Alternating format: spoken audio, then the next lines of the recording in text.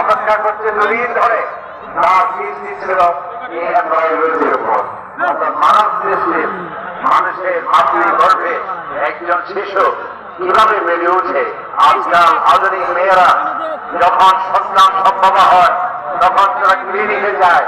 এক সপ্তাহে শিশু দেখতে কিরকম, 2 সপ্তাহে কিরকম, 5 সপ্তাহে কিরকম, 6 সপ্তাহে কিরকম।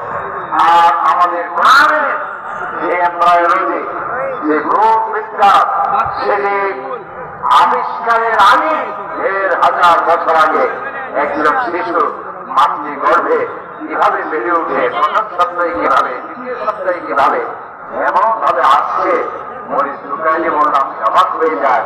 আমরা যারা এমব্রয়ডারিস্ট আলট্রাসোনোগ্রাফির মাধ্যমে কথা বলছি, কোরআনে আছে সেই কথা যা একটির সাথে একটি কোন সাংঘর্ষিক